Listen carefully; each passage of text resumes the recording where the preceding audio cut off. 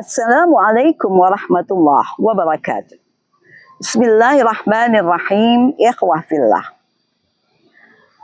Allah Subhanahu wa taala berfirman dalam Al-Qur'an surat An-Nisa ayat 43, A'udzubillahi minasyaitonir rajim. Ya ayyuhalladzina amanu la taqrabus salata wa antum sukara hatta ta'lamu ma taqulun ila akhir ayat. Yang artinya, wahai orang-orang yang beriman, janganlah kalian mendekati salat dalam kondisi mabuk sehingga kalian paham apa yang kalian ucapkan. Shadaqallahul azim.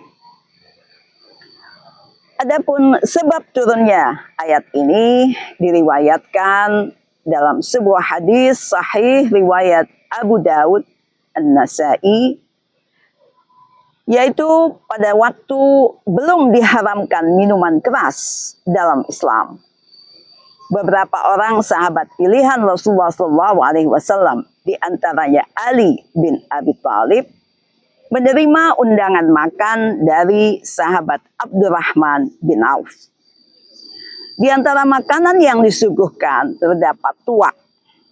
Maka minumlah para sahabat tersebut tuak hingga mereka mabuk.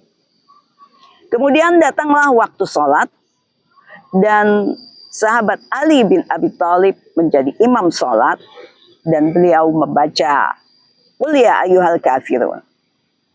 Dan pada kalimat bahwa kami tidak menyembah apa yang kamu sembah, sahabat Ali salah mengucapkan dan mengatakan sebaliknya, kami menyembah apa yang kamu sembah.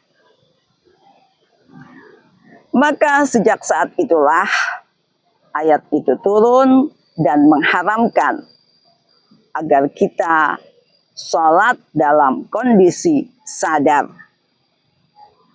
Bahkan dalam hadis lain diriwayatkan oleh Bukhari dari Anas bin Malik, Rasulullah SAW bersabda, jika kalian ngantuk, maka tidurlah. Jangan kalian sholat dalam kondisi ngantuk, sehingga kalian tahu apa yang kalian ucapkan. Dari sini dan dari ayat tadi, jelaslah bagi kita bahwa syarat utama untuk sholat adalah kesadaran diri yang penuh. Dan faham betul apa yang kita ucapkan agar kita bisa khusyuk dalam melakukan sholat. Dan agar supaya kita bisa khusyuk, maka lebih baik apabila kita bisa faham ucapan-ucapan dalam sholat. Sehingga Imam Abu Hanifah pada saat itu membolehkan kita mengartikan bacaan-bacaan sholat, membacanya dengan bahasa kita, agar supaya kita faham apa yang kita ucapkan. Akan tetapi mazhab Syafi'i yang banyak dianut oleh kita kaum muslimin di Indonesia ini mengharamkan hal tersebut. Dan terus tetap menganjurkan agar kita belajar bahasa aslinya dan tetap mengucapkan bacaan-bacaan sholat dalam bahasa Arab. Mari kita pelajari lebih jauh bacaan-bacaan sholat, kita pahami artinya, dan berusaha semaksimal mungkin untuk melakukan sholat dengan sadar. Karena sebagian para ahli tafsir pun memaknai bahwa mabuk yang dimaksud dalam ayat ini bukan hanya karena minuman keras saja, akan tetapi bisa jadi pikiran yang kacau, pikiran yang galau, itu juga membuat kita hilang konsentrasi saat melakukan ibadah sholat.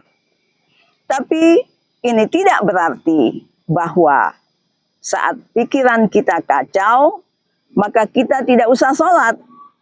Namun tentunya kita bisa menenangkan diri lebih dahulu Bahkan para ulama pun menganjurkan agar kita menyelesaikan dulu pekerjaan-pekerjaan kita yang sekiranya jika kita tinggal sholat, pekerjaan-pekerjaan tersebut akan mengganggu pikiran kita. Karena banyak para salafus saleh, ulama-ulama yang saleh memberikan contoh pada kita kehusyuan mereka dalam sholat.